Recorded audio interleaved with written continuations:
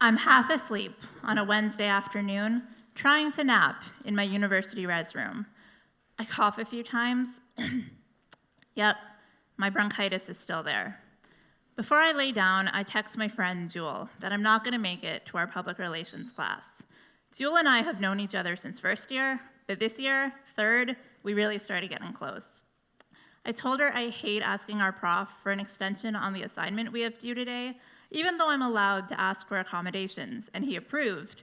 But battling the bronchitis, on top of having a muscle disability, has been really wiping me out. A few minutes later, my phone beeps with a text, and I reach for it.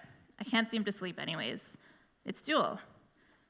Lauren isn't coming to class today. She got an extension because of her muscle thing. That's weird. Why is she texting me what I texted her? Something feels off, but I'm tired. I can't quite figure it out, so I'll focus on it later. A few minutes more, and my phone beeps again. This one makes me nervous because in the back of my mind, I have an idea of what just happened. I'm so sorry.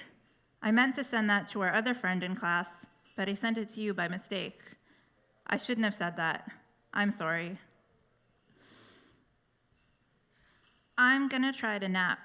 Maybe we can talk later. I try to nap again, but my mind is racing. Our other friend in class didn't know I have a muscle thing. Hardly anyone at school knows. I had told Jewel a few times before because I trusted her, but generally I never talk about it. I'm always trying to cover up the fact that I would have a rare muscle disorder, central core disease, where some of the mitochondria in my muscle cells is missing. You might have seen the meme, or remember from science class, that the mitochondria is the powerhouse of the cell, converting food into energy and energy into strength. Basically, I have to work harder at a lot of things most people take for granted. Later came, and I learned that Jewel also told our friend, I don't think Lauren will survive in the real world. Hearing those words, I was the angriest I'd ever been. I screamed while venting to my friends. I cried about it that night. But worst of all, deep down, I was worried she was right. Someone had finally spoken the fear that I'd had my whole life. How will I survive in the real world? Now, I can't speak for all people with disabilities, but I'd venture to say that a lot of us have either had that thought before or had that expectation placed on us by other people. And of course we have. We are living in a world that was not built for us. Accessibility barriers, lack of compassion for things that we can't control, internalized ableism from comparing our lives and ourselves to people without our health struggles. We have a lot going on. For over 30 years, I tried to hide the disability I was born with. Close friends knew, but I never liked to draw attention to things that were harder for me. Things like walking up a flight of stairs, or opening a heavy door, or getting up from sitting on the ground. I didn't want to be known for having a disability, even though it shapes every part of me. A lot of that was because, for the longest time, I didn't even know how to talk about it. I wasn't diagnosed until my early 20s, and I was in my mid-20s when my muscle specialist quantified it to me for the first time, and I learned I have about 33% of the strength of the average person. Not 33% less strength, just straight up 33% strength. A wildly failing grade. Finally assigned to what felt like my ability to do literally anything. Driving home from my appointment after hearing that, not only was I surprised, I was mad.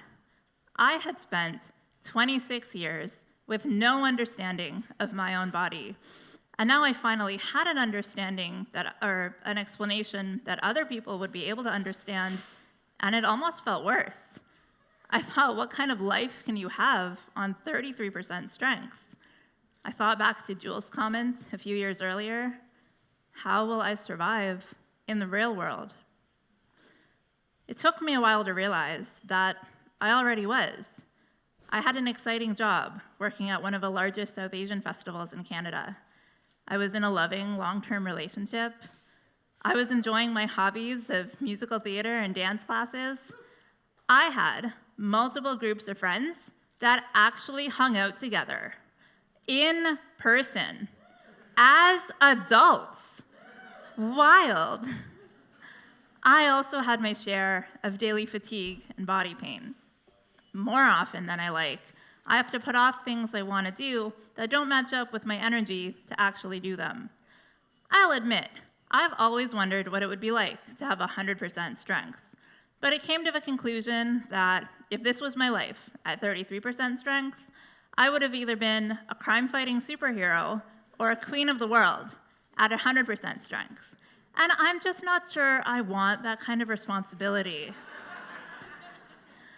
It's easy to see the difficulties and downsides of our own situation, to get so wrapped up in the negatives that we don't see any positives. But the same day can be seen as good or bad, depending on where we put our attention. And that's where our resilience lies, in the choices we make, in taking whatever the world has given us and finding a way to make it work for us. Now, I may not ever be the girl who wants to go to the gym with you, but my strongest muscle is positivity, because I work that out regularly by finding my daily yay. It's part gratitude practice, part mindset and perspective shift.